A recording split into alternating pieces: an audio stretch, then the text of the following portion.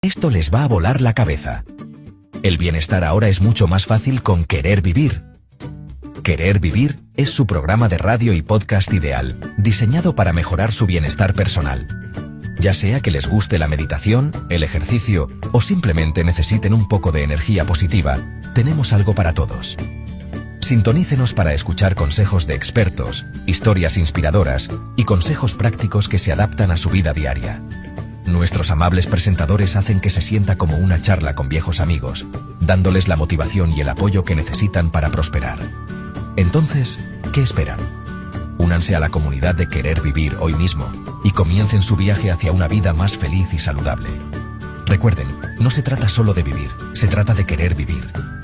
Querer Vivir se emite en Radio Mairena y está disponible en YouTube, iBooks y TikTok.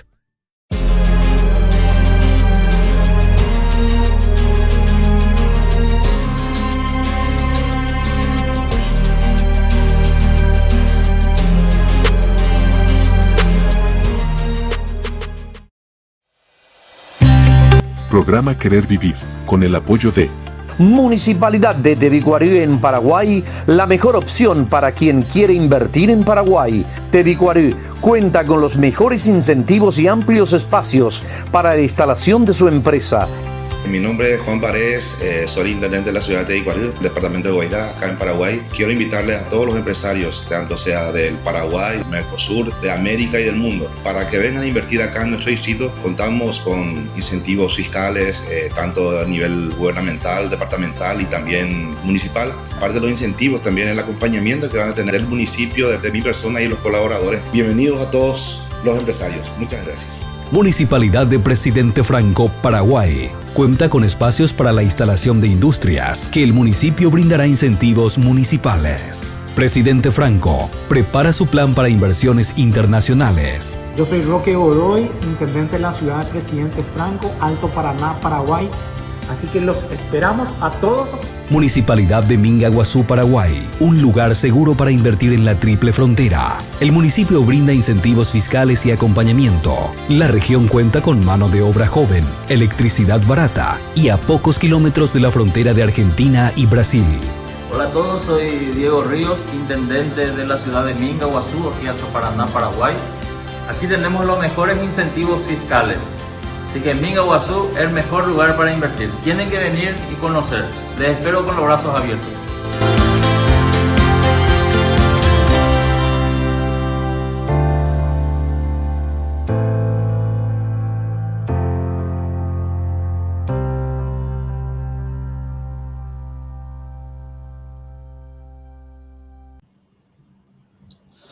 Saludos, una entrega más de Querer Vivir, programa que se emite en Radio Mairena todos los viernes a partir de las 11 de la mañana en la emisora municipal de Mairena del Alcor, de la 107.4 de la FM estéreo, y también, por supuesto, se emite a la misma hora, hora española, en Radio Mercosur, en toda Sudamérica, a través de la emisora.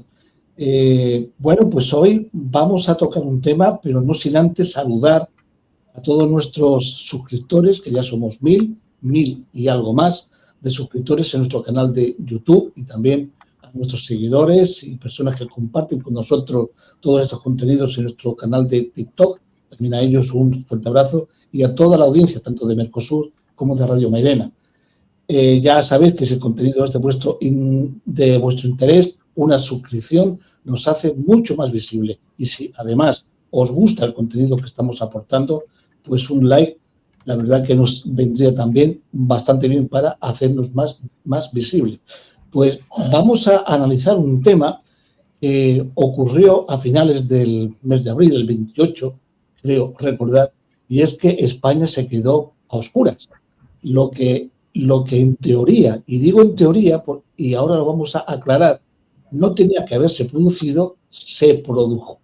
Eso le costó la vida a unas entre 10 y 12 personas. Aún no se ha dilucidado todavía más si el apagón tuvo algunas consecuencias más, pero 12 personas pues perdieron la vida en diversos accidentes ocurridos durante el apagón. Sí es cierto que se recuperó en tiempo récord.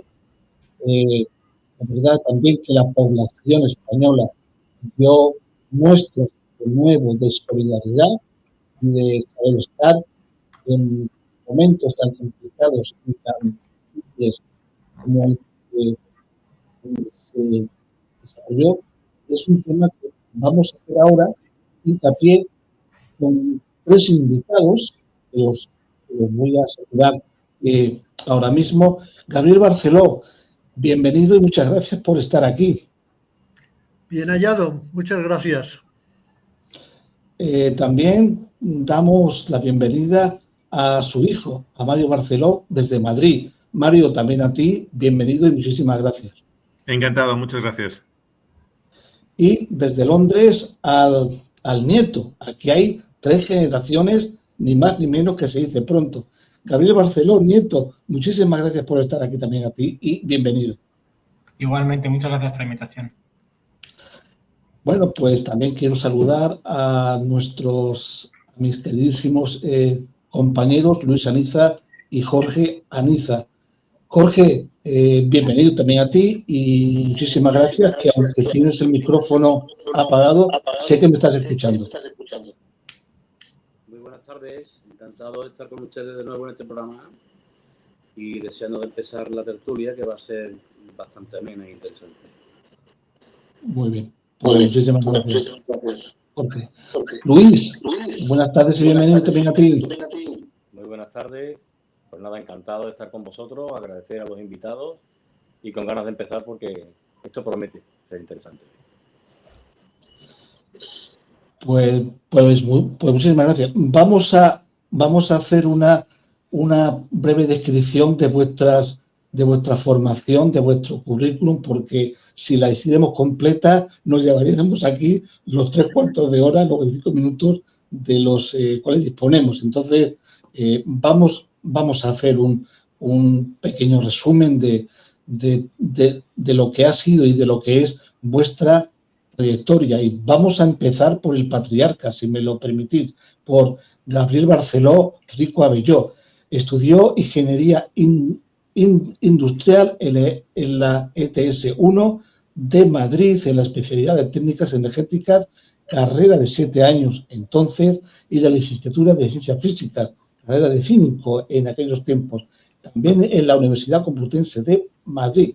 Doctor en Ingeniería Industrial en 1973. Fue importador e instalador de equipos de climatización durante 3 años, desde el 63 hasta el 69, e ingeniero consultor en instalaciones de climatización y de la edificación desde el 69 hasta 1977.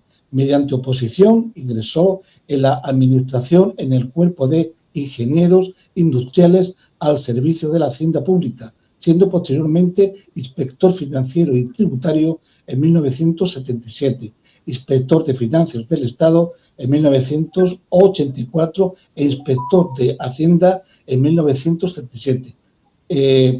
Su hijo, Mario Barceló Aristoy, es licenciado en Derecho por la Universidad Complutense y Bachelor in Business Administration por la George Washington University de Washington, D.C. en Estados Unidos, con un minor en Economics por el Columbian College. Estudió después máster en asesoría fiscal en el Instituto de Empresa. Comenzó su vida profesional trabajando en una empresa de seguros como delegado provincial y a los 2 años empezó en el campo de la asesoría fiscal en el despacho Tesis Técnicas y Sistemas S.A., colaborando con ATECID desde los años 90. Y concluimos con el hijo, Gabriel Barceló Sánchez. Es Bachelor of Science with Honor in International Management del Working Business School. Durante la carrera realizó un periodo de estudios en la Universidad Sciences de París, en el campus de Reims, obteniendo un diploma en Ciencias Sociales. Comenzó su vida laboral en el campo de la contabilidad y fiscalidad de la mano del despacho Tesis Técnicas y Sistemas S.A. La primera pregunta que yo os quiero hacer es el libro que vamos a presentar ahora, que lo habéis escrito entre los tres, vamos a poner la portada ahora para que se vea bien, está calentito del horno de la editorial, puesto que se editó el día 9 de junio. O sea, no pasó mucho tiempo del día 28 de abril. ¿Se puede decir que el apagón os sorprendió o era algo que ya se veía venir? Por ejemplo, Gabriel Barceló. Pues realmente estábamos haciendo un estudio de la transición energética europea, entendiendo que en el ámbito tecnológico, incluso científico, es un hecho muy importante para Europa y entiendo yo que también como ejemplo para el mundo de cómo modificar el espectro de energías consumidas y, por otro lado, intentar paliar el problema del calentamiento global y reducir, por tanto, la contaminación existente.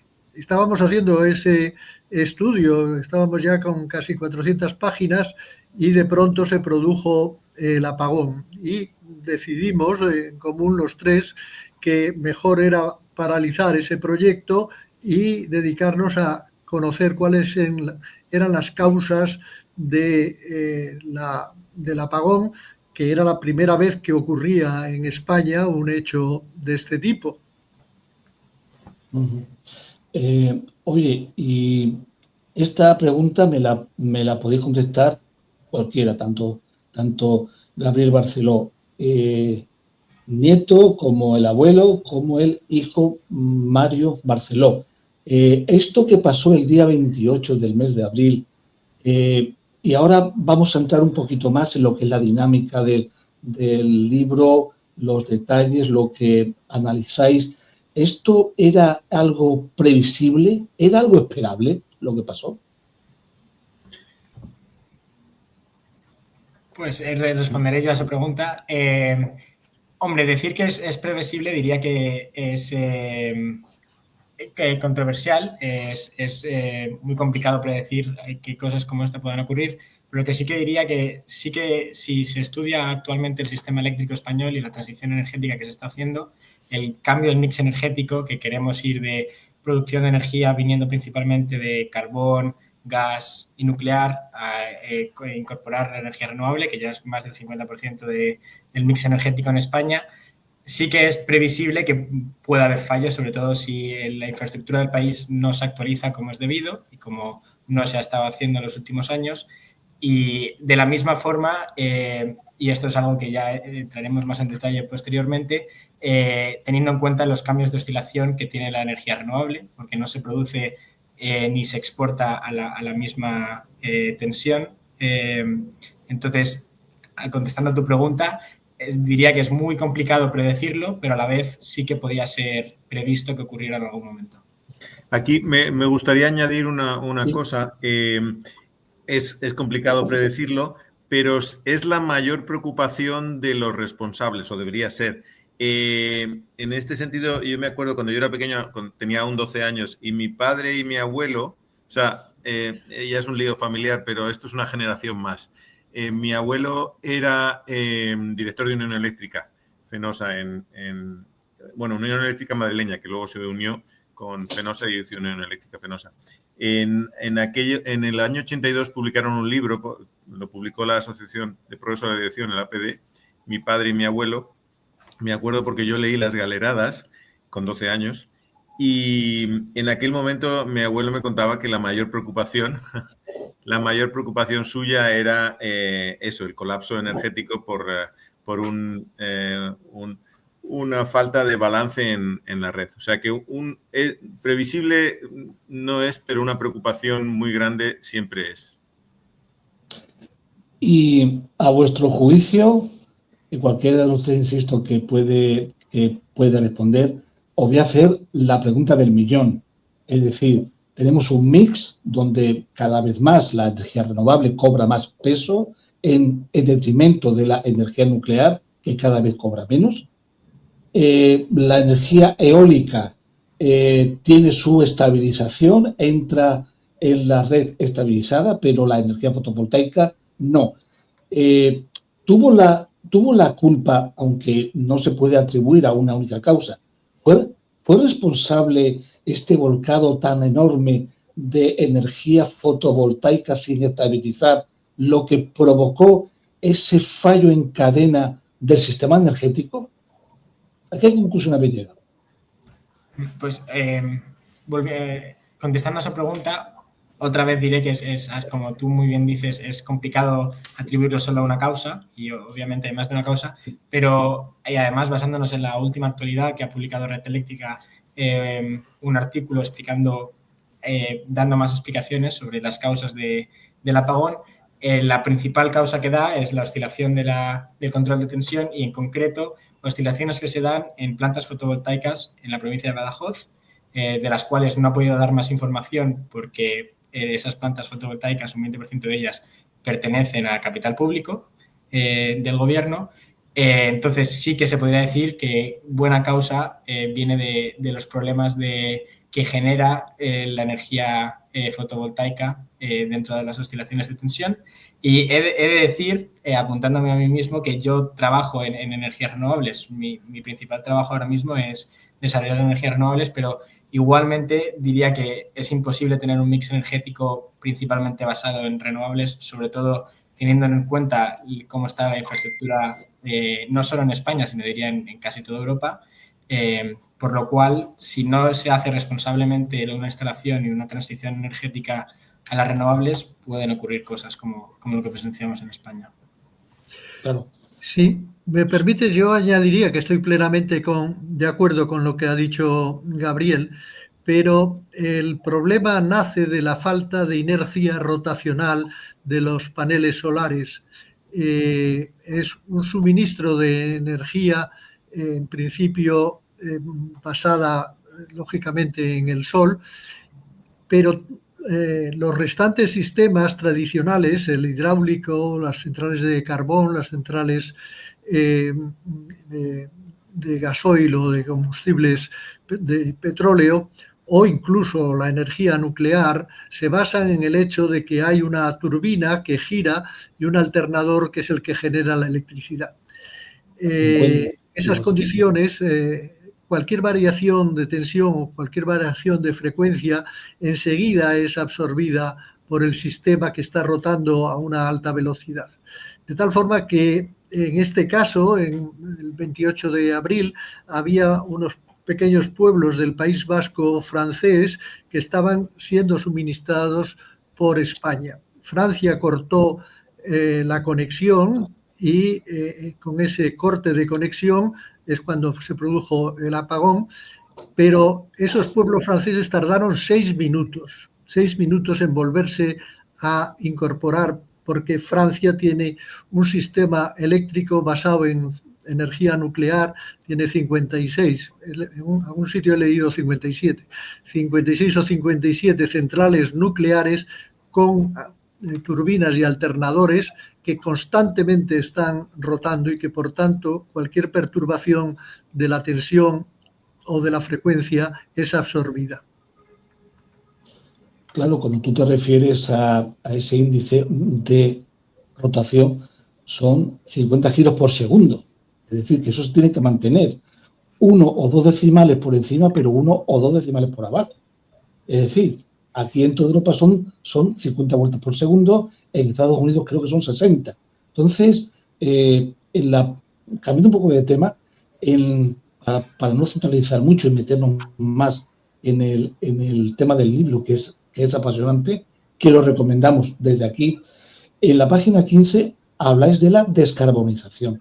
¿Se está haciendo bien el proceso de descarbonización o son planes que se están haciendo desde un despacho sin tener en cuenta lo que es la realidad social? Cualquiera puede responder, ¿eh? Bueno, no sé, Gabriel o Mario, si queréis contestar, si no... No, tú mejor está. Contesto yo. Hombre, esto realmente corresponde a nuestro próximo libro, que es la transición energética europea, y no realmente al apagón, pero bueno, pues el problema es que el tener un suministro basado solo en paneles solares o principalmente en paneles solares y no en la rotación, pues genera estos problemas. Y en este caso ha sido evidente que se ha producido.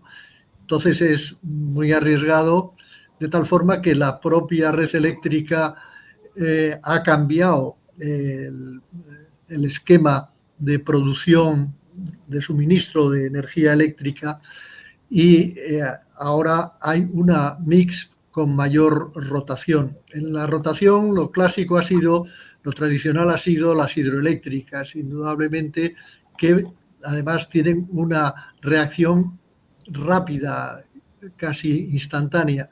El problema es que ahí hay que depender del agua, y este país, realmente España, tiene escasez de suministros de agua, y por tanto no podemos gastar nuestra agua solo en regular y generar energía. La tenemos que tener para otras muchas cosas, y por tanto no debe usarse el agua. Y usar, en cambio, el gas o los derivados del petróleo supone un mayor coste que la energía nuclear. Pero en el caso de la energía nuclear, además se ha considerado que era una vía de fiscalidad sin medida. O sea, se han creado impuestos locales, impuestos estatales para generar riqueza, o ingresos para los municipios o por las comunidades o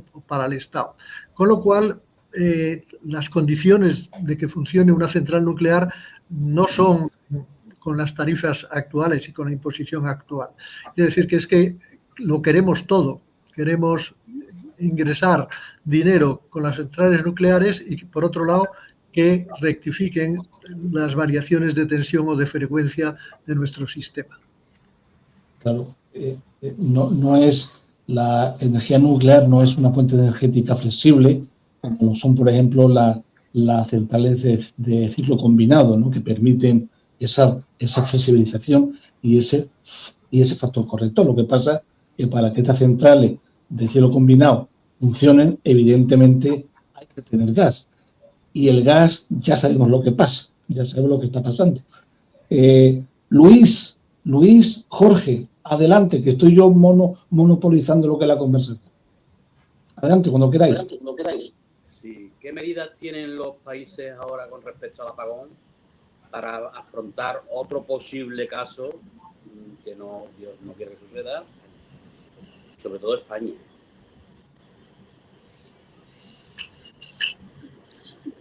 ¿Quién contesta? Yo te vuelvo a ceder la palabra.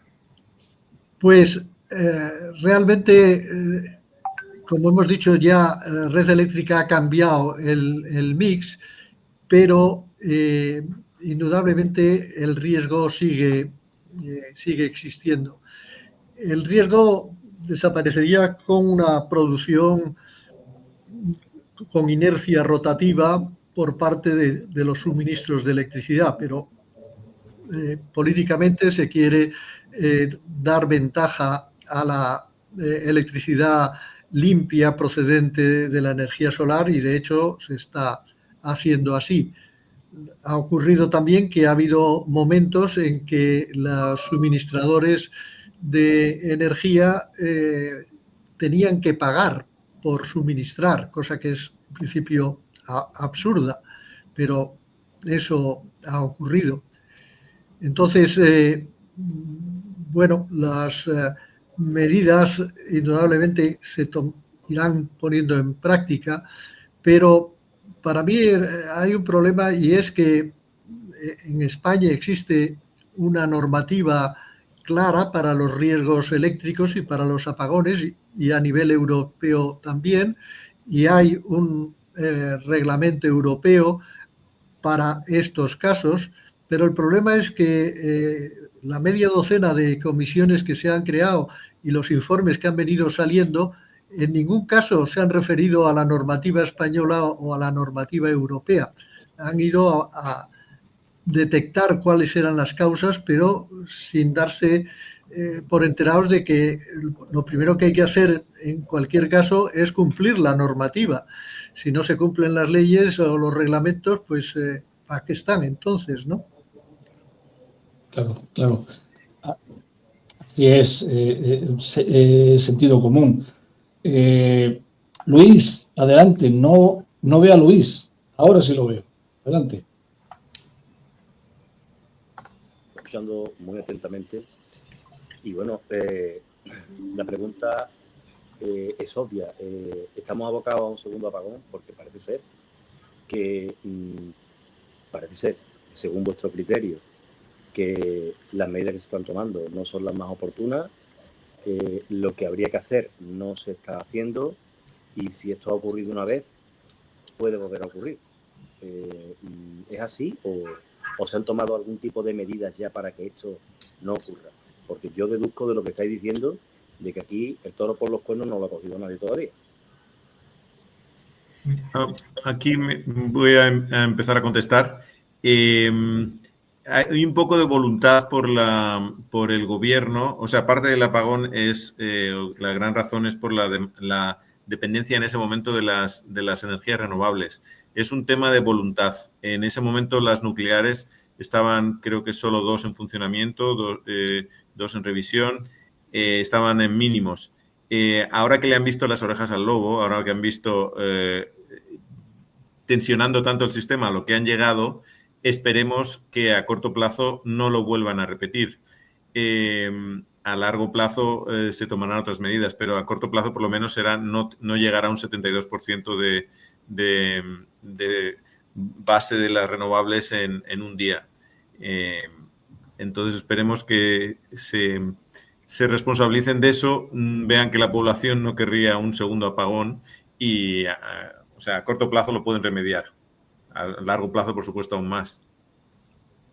Yo añadiría a eso 2 puntos en respuesta a tu pregunta. En primer lugar, diría, y añadiendo lo que ha dicho Mario, que así fue bastante oportunista. O sea, lo que ocurrió ese día no es lo que se suele dar, que en un mix energético hay un 80% de renovables, cuando normalmente oscila entre un 30 y un 50%. Y además, añadiendo a lo que ya he comentado, de que había 2 centrales nucleares en mantenimiento y otras 2 en parada técnica para supervisión.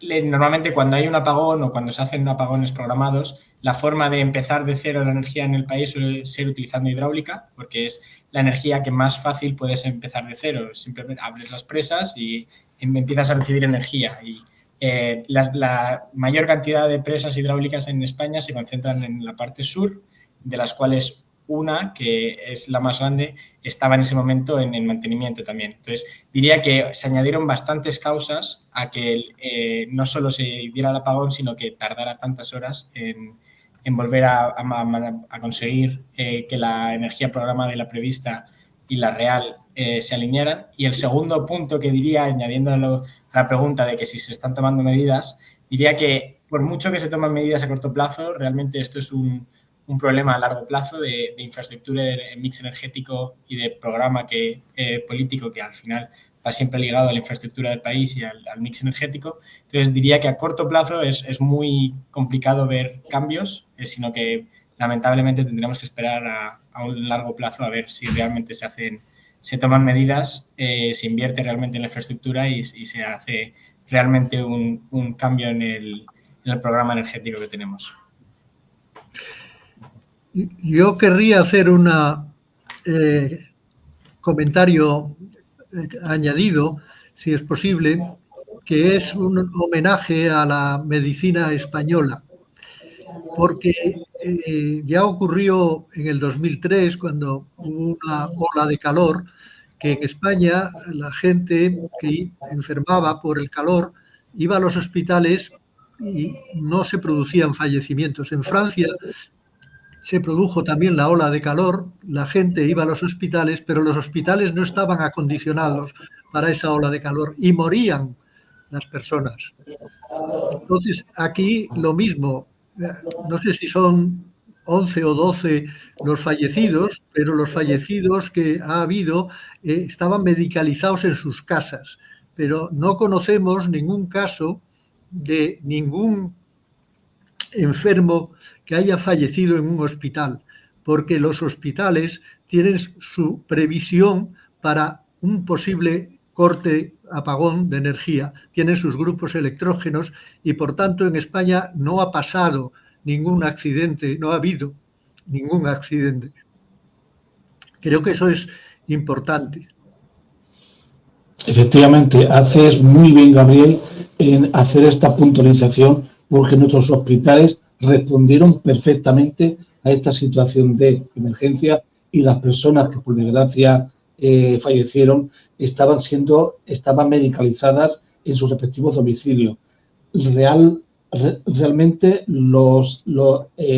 el sistema sanitario, el sistema de orden público, la población general tuvieron un comportamiento ejemplar y realmente que estamos preparados. Fíjate que yo pienso que una de las cosas positivas, entre comillas, que podemos sacar de esto es que nos hemos dado cuenta que tenemos que mejorar algunos aspectos, pero que tal vez vayamos por el buen camino de poder prever todos estos incidentes que posiblemente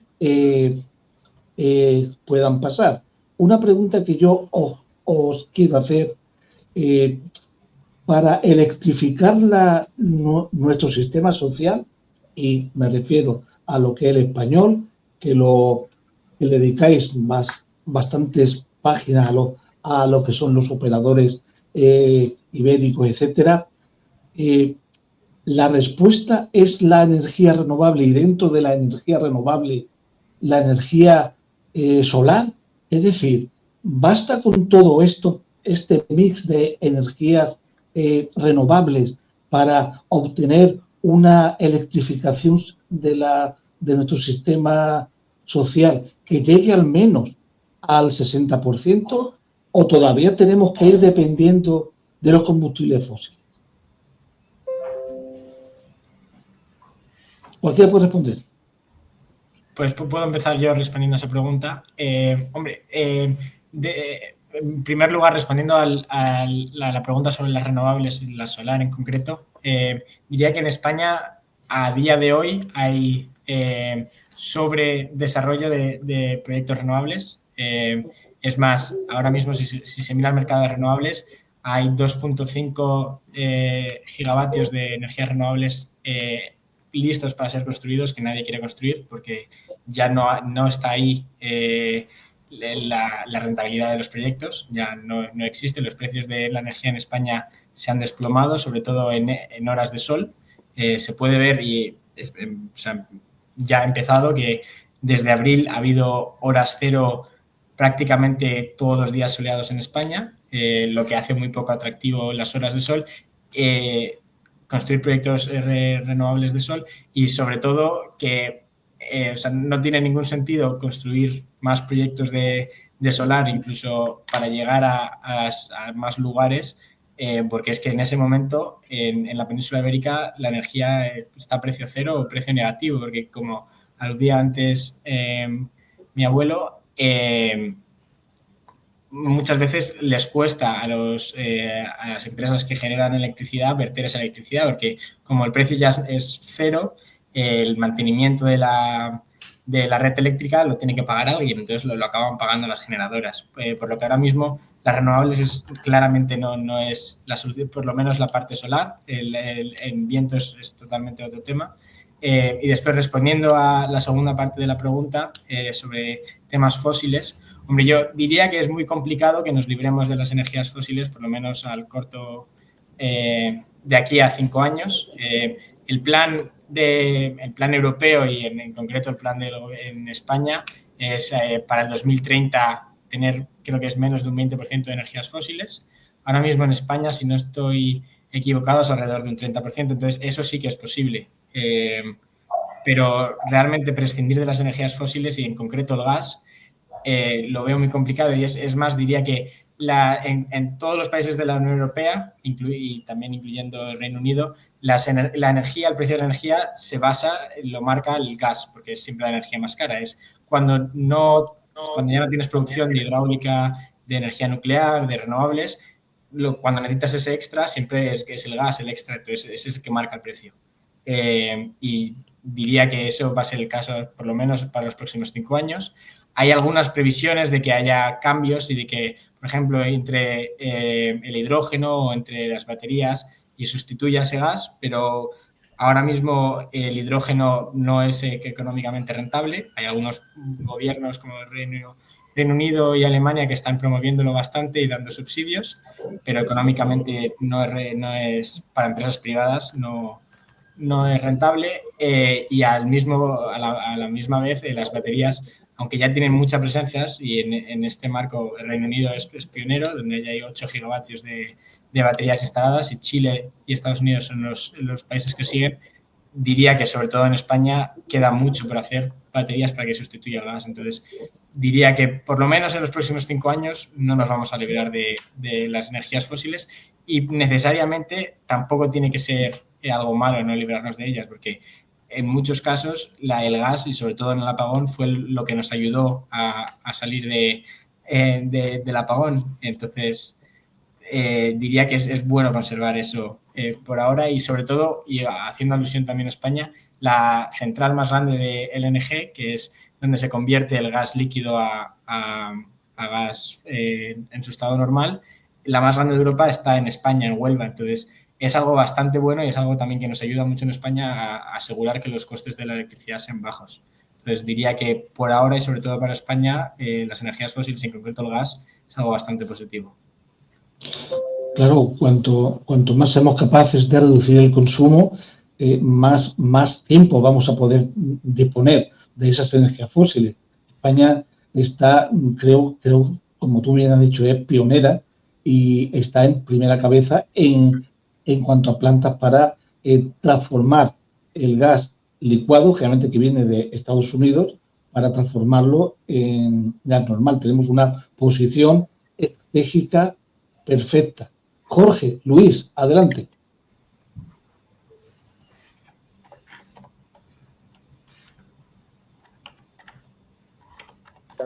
De que uno de los principales factores para que se diera ese apagón, bueno, estaba directamente relacionado con lo que es la rotación, ¿no? Con la rotación. Y de alguna manera yo he querido entender, y me corregís por favor si no es así, que de alguna forma había una cierta incompatibilidad entre lo que eran renovables, el uso, volcar demasiado el uso en renovables, con el tema de la rotación, ¿no? Es decir, esa incompatibilidad, si es que yo no lo he entendido bien, ¿no?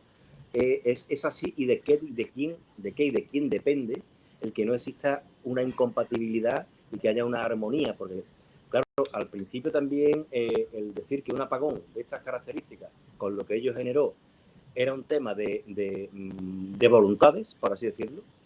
A mí me parece un poco fuerte el tema de que sea un tema de voluntades y que no esté estandarizado un protocolo para que una cosa como esta evidentemente no pueda ocurrir. No sé. Yo creo que muchos ciudadanos, la inmensa mayoría, se hacen esta pregunta. ¿Cómo es posible que en un país como este esto no esté lo suficientemente desarrollado, estandarizado y estructurado como para que una cosa así no se pueda dar, ¿no? ¿Qué me decía al respecto? Bueno, yo querría a eso contestar con el hecho de que hoy día se investiga y hay sistemas para generar inercia rotacional en las entregas de electricidad procedentes de paneles solares. Quiere decir que esa cuestión tecnológica no es que sea incompatible, sino que el desarrollo de la, diríamos, inercia ficticia mediante sistemas electrónicos se está desarrollando, pero realmente todavía no están probados a escala de un país, ¿no? Por tanto, no es un problema de compatibilidad, es un problema de que a la energía solar basada simplemente en la captación de la luz o de la energía solar le falta esa inercia que tienen los sistemas basados en turbina, ¿no? De todas formas, hay una cuestión interesante que yo he leído sobre el hecho de que la pregunta es cómo un país en guerra como Ucrania no ha tenido un apagón generalizado y nosotros en la paz sí la hemos tenido. Realmente, pues es preocupante, ¿no?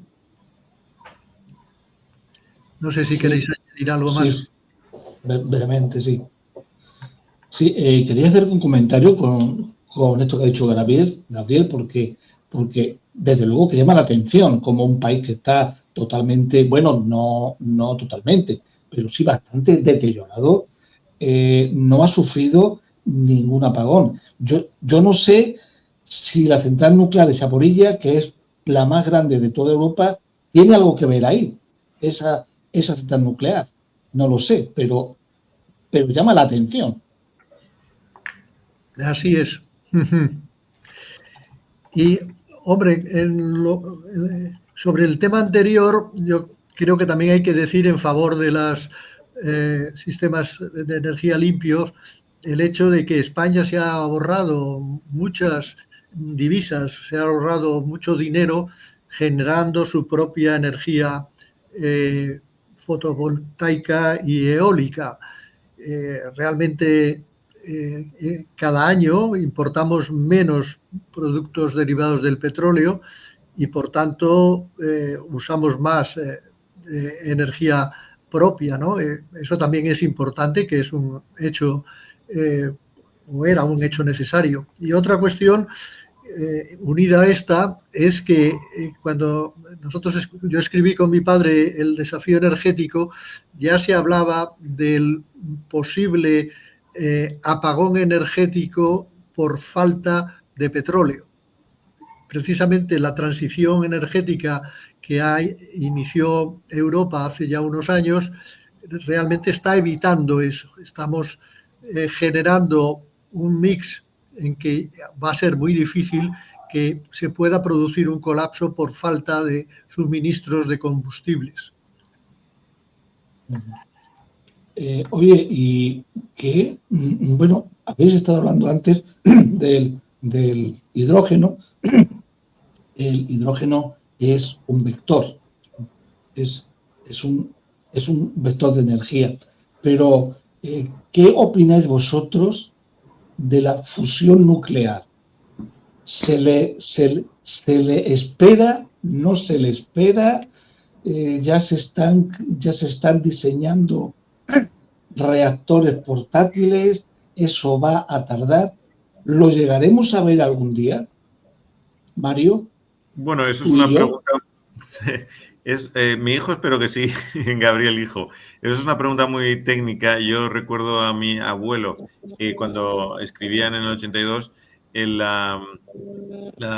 desafío energético. Recuerdo que él decía que en 30 años no los hemos visto. Entonces, como futurible, le paso la pelota a mi padre, a Gabriel, que nos diga qué opinión tiene, porque es algo técnico.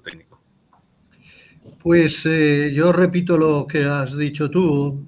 En el año 77 en Estados Unidos fui a una reunión sobre este tema y, bueno, pues faltaban 25 años para que eso fuese comercial y explotable. Y, bueno, pues ahora nos vuelven a hablar de 25 años, posiblemente menos. Yo creo que sí, que no sé si el doctor y yo lo veremos, pero vosotros creo que lo vais a ver y es una nueva fuente de energía que supera, por tanto, los problemas que hoy día tenemos y que sería con un precio, además, entiendo que bastante asequible. A lo mejor Gabriel Nieto quiere sugerir algo. Adelante, Gabriel. Muchas gracias por la palabra. Yo soy de la misma opinión realmente y sobre todo yendo a conferencias de energía en los últimos años, la opinión es que todavía quedan por lo menos 15 años para ver esto. Entonces, hombre, esperar a ello no creo que, o sea, no sería la solución en cualquier caso. Esperemos que algún día llegue y como decía mi abuelo, sería una alternativa más que viable y más que económica, pero todavía queda bastantes años para llegar a eso. Sí, para las personas que nos estén escuchando, que sean un poquito ajenas a esto, la fisión nuclear es lo que se hace ahora, es obtener energía mediante el bombardeo de átomos que al romperlos genera energía. La fusión nuclear es todo lo contrario, es unir átomos con lo cual se genera muchísima energía a un bajo coste. El problema que hay es que no podemos desarrollar elementos de contención para la cantidad calórica que genera esa reacción termonuclear, porque son millones de grados. Pero bueno, esperemos que sean 15 años y si tienen que ser 25, pues que sean 25. Pero efectivamente, como tú muy bien dices, Gabriel, no podemos estar con los brazos cruzados viendo a ver si viene el tema, si no viene el tema. Nos quedan dos minutos de programa que yo os lo quiero dedicar a vosotros para que cada uno digáis lo que tengáis que decir, lo que queráis decir, cualquier cosa, por ejemplo, que se haya quedado en el tintero. Adelante. Bueno, yo diría que la energía nuclear de fisión actual tiene una salvedad importante, que son los residuos, y que el argumento además es que son unos residuos que iban a ser pues perennes, o sea que iban a durar siglos. Claro, si en 15 años va a haber una nueva transición, el problema de los residuos desaparece, porque son 15 años de residuos y no más, porque la fusión no genera esos residuos. Pero a mí me gustaría que Mario nos hablara de un español del siglo XVII que fue el primer promotor del vapor y de la transición energética. Bueno, viniendo a colación, es que antes de escribir este libro, el libro sobre el apagón energético, el último libro que escribimos era sobre el que se puede considerar el inventor del aire acondicionado, Jerónimo de Allanz. Y en ese libro estábamos mi padre, yo y otro amigo, no estaba aún mi hijo. En ese caso de Jerónimo de Allanz es un caso de un español que fue como un Leonardo da Vinci, no se ha dado a conocer y no se ha dado a conocer en el resto del mundo porque los ingleses son más hábiles para tomar el protagonismo. Yo espero que el libro este que hemos hecho ahora y la transición energética española sirva para que España sí sea un ejemplo y lo sepamos usar los españoles, no como en casos como Jerónimo de Allanz, que intentamos que sea ahora conocido, pero no lo es tanto. Entonces, esperemos que con el caso del apagón que hemos tenido y cómo nos recuperamos, que sí, como decía doctor Javier Mauri, el ejemplo ha sido de cómo España ha reaccionado, ¿no? Cómo la gente reaccionó positivamente, cómo los hospitales funcionaron, hubo cosas que han sido muy bonitas de ver. Pues que esperemos que de aquí saquemos algo en positivo del apagón que hemos tenido y la transición que estamos haciendo. Muy bien. Gabriel Barceló, hijo. Adelante, eres el que falta. Muchas gracias. No, la principal alusión que ha hecho mi abuelo, refiriéndose a las nucleares, yo creo que es una alusión muy, muy acertada. En España ahora mismo tenemos 7 nucleares, las cuales 2 caducan en el 2027, si les termina la licencia que tienen. Entonces yo diría que es algo por lo mínimo para los próximos 15 años y posiblemente a más largo plazo conseguir que esas nucleares no solo mantengan el permiso de seguir trabajando, porque recordaría que las nucleares que en su totalidad en España se hicieron en los años 80, se hicieron inicialmente para un permiso de, creo que si no recuerdo mal son 40 años, pero con el pensamiento de una vida útil de hasta 80 años. Entonces, que realmente conseguir que esas nucleares permanezcan 10 años trabajando es mucho menos de lo que originalmente se pensó de ellas, y que por lo menos nos daría tiempo para empezar a desarrollar nucleares de última generación, que es la generación 4, que ya se vienen haciendo tanto en China, que es ahora mismo la pionera en esta tecnología, igual que en las renovables, pero también en Francia, que ya se ha hecho una nuclear de cuarta generación y que creo que deberíamos estar ya desarrollando en España. Muy bien, pues como dijo Napoleón Bonaparte, dejad dormir a China, que cuando despierte el mundo templará. Y vaya que está despertando China, ¿eh? Y vaya que está despertando. Queridísimos amigos, Gabriel Barceló, Mario Barceló, Gabriel Barceló, hijo, muchísimas gracias por haber compartido con nosotros estos momentos, habernos iluminado con vuestras investigaciones, con vuestros estudios y con vuestra sabiduría. Y estaremos pendientes también de ese libro, El Gran Apagón Ibérico, que hay que comprarlo. Está en Amazon, lo vamos a poner en el descriptor de nuestros canales, porque es un libro que conviene tener para entender lo que pasó y lo que puede pasar. Muchísimas gracias, compañeros. Muchas gracias. Gracias, Javier. Hasta luego. Y Luis, hasta luego. Gracias Luis, gracias Jorge, nos vemos. Un abrazo.